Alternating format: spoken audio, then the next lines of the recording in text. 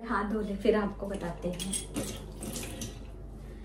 शिवरात्रि व्रत में हमें क्या खाना चाहिए, क्या बिल्कुल भी नहीं खाना चाहिए, और शिवरात्रि व्रत किसे किसे करना चाहिए, बहुत सारी बातें व्रत से संबंधित इस वीडियो में हम आपके साथ शेयर करेंगे। नमस्कार, वेलकम टू माय चैनल। मैं हूं मनीषा। दोस्तों, थोड़ा सा गला खराब है तो इग्नोर करिएगा। मौसम चेंज हो रहा है तो हल्का हल्का फीवर वगैरह भी हो जाता है, तो इसके कारण से आवाज में थोड़ी सी तो इग्नोर करिएगा। देखिए, शिवरात्रि व्रत सभी को करना चाहिए। पता है, पंच महाव्रतों में एक व्रत महाशिवरात्रि का आता है, और इसे जैसे कि बच्चे और वृद्ध जो बिल्कुल बुजुर्ग हैं उनके लिए ये नियम लागू नहीं होते हैं, क्योंकि उन्हें आप उनके पसंद की और उनके जरूरत के हिसाब से चीजें, भोजन आदि दे सकते हैं। जो स्वस्थ हैं उनके लिए सारे नियम आदि बताए गए हैं, और अन्य दिनों की अपेक्षा महाशिवरात्रि पे व्रत पूजा उपास का 10 गुना अधिक फल बताया गया है हमारे शिव महापुराण में। तो इसलिए आप सभी से अनुरोध है कि आप सभी महाशिवरात्रि का व्रत अवश्य करें। तो जैसे कि 8 पहर होते हैं तो कम से कम 4 पहर निर्जला करें। निर्जला कहने का मतलब है कि कम से कम 12-1 बजे तक आप कुछ ना खाएं। सुबह उठें, स्नान ध्यान करें, अपने पूजा मंदिर में पूजा आदि करते हुए, भगवान भोलेनाथ की पूजा करते हुए शिवालय अवश्य जाएं, और मंदिर में जल आदि चढ़ाकर फिर आने पर आप कोई फ्रूट या फिर जूस यानी जली आहार आप ले सकते हैं। तो देखिए, जली आहार में बहुत सारे लोग नहीं समझते हैं, तो आप जूस ले सकते, किसी भी फ्रूट का जूस। हम क्या बताएं, और दूध से संबंधित है कि दीदी हम दूध ले सकते हैं कि नहीं, तो ये अभी हमारा दूध गर्म है, तो आप दूध से चाय भी पी सकते हो, दूध लस्सी पी सकते हो। जैसे कि भगवान भोलेनाथ की पूजा में अभिषेक की बहुत बड़ी महत्वता है, तो अभिषेक करने के लिए हम दूध, दही, घी, शक्कर आदि इस्तेमाल करते हैं। तो अभी मैं आपको दही यहाँ पर दिखा दे रही हूँ, थोड़ी सी दही हमारी रखी हुई है, तो ये दही है। तो आप दही भी खा सकते हैं। जैसे कि बहुत सारे लोग कहते हैं कि दीदी हम दूध चढ़ाते हैं, घी शक्कर चढ़ाते हैं, तो क्या हम इसको फलाहार में ले सकते हैं कि नहीं? तो बिल्कुल आप ले सकते हो। ऐसा नहीं है कि आपने भोलेनाथ को चढ़ाया है तो आप नहीं ले सकते हो। भगवान भोलेनाथ को हम फल भी चढ़ाते हैं, तो फल में आप मौसमी फल चढ़ा सकते हो, जिसमें बेर, केले, पपीता या फिर और भी धतूरे का फल बहुत ही प्रिय, ये सब अलग बात है। लेकिन फलाहार में आप ये सारी चीजें जो फलाहार के अंतर्गत आती हैं, कोई भी मौसमी फल हो आप उसे ले सकते हैं। जैसे बनाना शेक बना लीजिए आप, इस तरह से, यानी जली आहार अधिक आप लीजिए तो आपका व्रत ज्यादा अच्छा होगा। अब बहुत सारे लोगों से व्रत रहा ही नहीं जाता है, बिल्कुल वो एकादशी भी नहीं करते हैं, तो उनके लिए थोड़ा मुश्किल होता है। तो ऐसे में आप दिन भर किसी तरह से जल फल पर रहें, शाम को एक बारी कुट्टू या सिंघाड़े से बनी कोई भी रेसिपी ले सकते हैं, ठीक है। और आप ड्राई फ्रूट्स भी ले सकते हैं, जैसे दूध में बॉईल करके, आपके लिए हेल्दी भी होगा और आपको भूख भी नहीं लगेगी। तो आप कोई भी ड्राई फ्रूट, जैसे मैंने यहाँ पे ऐसे रखा हुआ था इसलिए मैं आपको दिखा रही हूँ, आप काजू बादाम ये सब आप लेकर दूध में बॉईल करके अच्छे से एक बारी आप पी लेंगे तो आपको भूख नहीं लगेगी, ठीक है। अब ये देखिए, अपनी अपनी टेंडेंसी होती है, किसी किसी को व्रत करने में आसानी होती है, किसी को परेशानी होती है, लेकिन आप सभी व्रत अवश्य करिएगा, जल फल लेते हुए भी। अब देखिए, हमारी सासू माँ वगैरह तो निर्जला व्रत करती थी, वो पूरा सुबह से लेके पूरा दिन और रात्रि को जब सूर्यास्त हो जाता था भगवान भोलेनाथ की पूजा कर लेती थी, उसके बाद वो जल पीती थी। चाहे शिवरात्रि की बात व्रत हो, चाहे वो प्रदोष का व्रत हो, वो ऐसे ही किया करती थी। अब लेकिन वहीं पर हम लोग जल फल पर करते हैं, तो इसलिए कहने का अर्थ है कि आप व्रत अवश्य करें, अपने स्वास्थ्य को देखते हुए और अपनी स्टेमिना को देखते हुए जली आहार पर ज्यादा रहें। दूसरी अहम बात कुट्टू सिंघाड़े की बात है। तो देखिए, कुट्टू सिंघाड़े की जब भी कोई हम रेसिपी बनाते हैं तो इसके लिए हमें घी तेल की आवश्यकता होती है।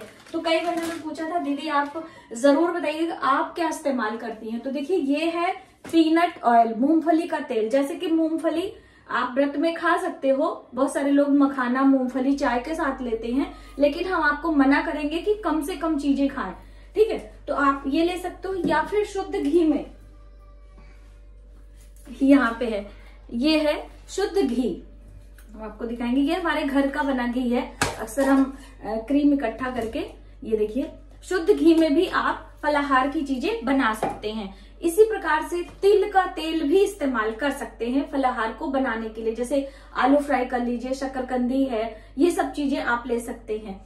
और नमक की बात है तो देखिए, वैसे तो हम लोग अपने रसोई में सेंधा नमक ही इस्तेमाल करते हैं रोज खाने के लिए, लेकिन अभी ये रसोई में जूठा हो जाता है, यानी कि इसी हाथ से आटा वगैरह, तो ये नहीं, अलग से नमक जो आपने रखा है उसका इस्तेमाल करिएगा। तो सेंधा नमक ले कि ना ले, ये ज्यादा कंफ्यूजन है। वैसे तो भगवान भोलेनाथ का व्रत है, हमें जल फल पर ही रहना चाहिए। यदि आपको प्रॉब्लम हो जाती है, बीपी का इश्यू हो जाता है, बहुत सारे लोगों का ब्लड प्रेशर लो हो जाता है, तो ऐसे में आप जितना अधिक से अधिक त्याग कर सके दोपहर तक, जैसे मैंने बताया 4 पहर तक, उसके बाद आप जल फल ले सकते हैं। जैसे कि अब 4 पहर तक आप कुछ भी नहीं लेंगे, उसके बाद आपको चक्कर वगैरह आ रहा है तो नींबू नमक पानी पी लीजिए, जिससे आप रिफ्रेश हो जाएंगे। उसके बाद आप कोई नमक का जैसे आलू वगैरह फ्राई करके ले सकते हैं। ऐसे भी देखिए नियम बहुत सारे हैं, त्याग ही हमारा व्रत कहलाता है। हमारे इंद्रियों के सुखों में किया गया त्याग हमारे लिए व्रत बताया गया है। तो अब कितना हम त्याग करेंगे वो हमारे ऊपर है, ठीक है। और भगवान भोलेनाथ के व्रत में बहुत सारे लोग शाम के समय, जैसे माता पार्वती का विवाह होता है इस दिन, तो लोग बारात जाते हैं। हमारे यहाँ चौकी वगैरह निकलती है प्रयागराज में, तो उसमें संध्या के समय सभी फलाहार की चीजें भंडारे के रूप में होती है, तो सब लोग शाम को खूब फलाहार करते हैं। तो इस तरह से भी आप व्रत कर सकते हैं, ठीक है। और आप सभी से अनुरोध है कि आप शिवालय जाकर एक दीपक या अपने घर में एक अखंड दीप अवश्य लगाएं।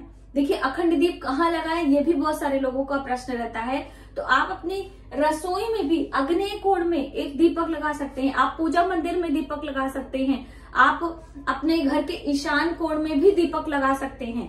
वो दीपक अखंड होगा, यानी कि रात्रि भर जलता रहेगा। और उसके नीचे थोड़ा सा आसन हम देंगे और उसके ऊपर एक घी का दिया रखेंगे। और तिल का तेल भी आप ले सकते हो, मिट्टी का दिया हो, आटे का दिया हो, कोई भी हो, आप इसका इस्तेमाल करें। और क्योंकि देखिए शिवरात्रि है, दिन से अधिक महत्वता रात्रि की बताई गई है, तो आपको जितनी देर आप जग सके जगे, उसके बाद फिर आप अखंड दीप लगा दी। इससे आपको रात्रि जागरण का पुण्य फल मिलेगा, ठीक है।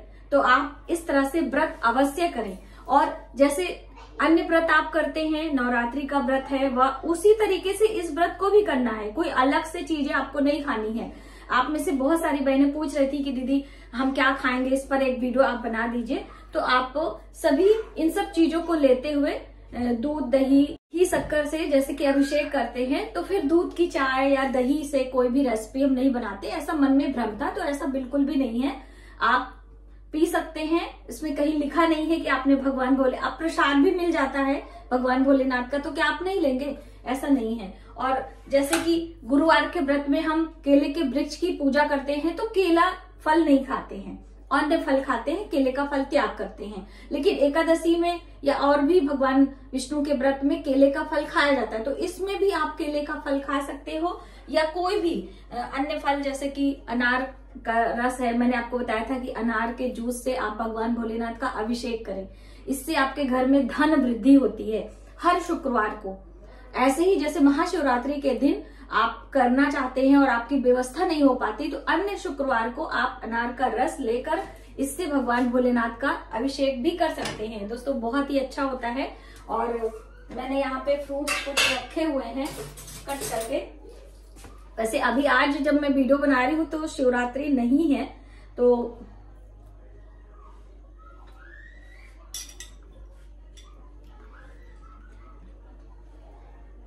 अब इसमें बहुत सारे लोग नमक डालने लगते हैं। आप बिना नमक का ही जब भी व्रत रखें तो बिना नमक का खाएं, आपके लिए अच्छा होगा। अब बहुत सारी बहनें कहेंगी दीदी आप रसोई में खा रही हैं, बहुत सारी बहनें कहेंगी कि दीदी आप रसोई में खा रही हैं। तो ऐसे रसोई में खाना कोई गलत नहीं है।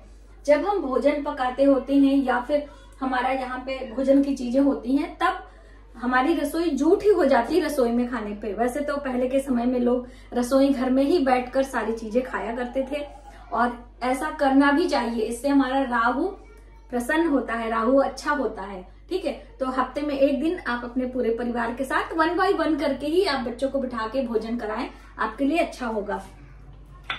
तो मुझे उम्मीद है कि आपको पता चल गया होगा कि हम शिवरात्रि व्रत में क्या क्या चीजें खाएं और क्या नहीं खाना चाहिए। जैसे मिर्ची के बारे में बहुत सारा लोगों का कंफ्यूजन था कि मिर्ची खाएं कि टमाटर खाएं कि ना खाएं। तो मैं आपको दिखा दे रही हूँ यहाँ पे, ये टमाटर वगैरह भी आप खा सकते हैं, ऐसा नहीं है। मिर्ची के बारे में है कि लाल मिर्ची हम नहीं खाते हैं। तो मैंने आपको नवरात्रि व्रत में ही समझाया था, हरी मिर्च, काली मिर्च दिखा दे रहे हैं आपको।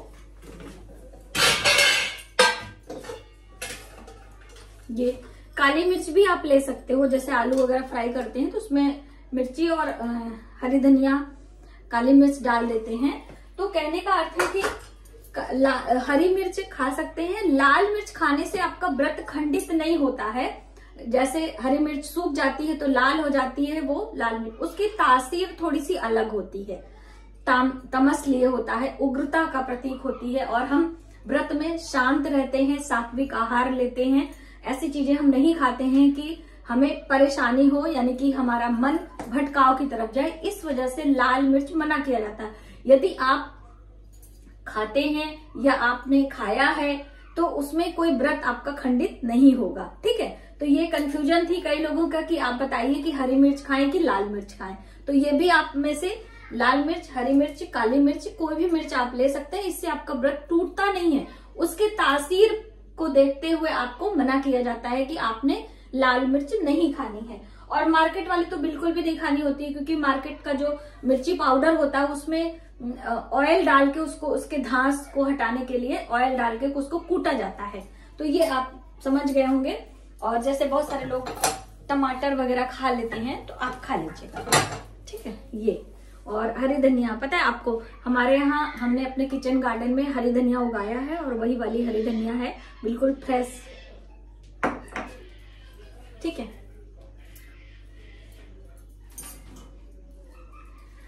तो आज की वीडियो में बस इतना ही। यदि हमारी जानकारी आपको थोड़ी सी भी हेल्पफुल लगे तो प्लीज वीडियो को लाइक करें, ज्यादा से ज्यादा लोगों में शेयर करें, आने वाली वीडियो के लिए सब्सक्राइब करें। मिलते हैं एक नई जानकारी के साथ नए वीडियो में, तब तक आप अपना अपने परिवार का ख्याल रखें। जय माता।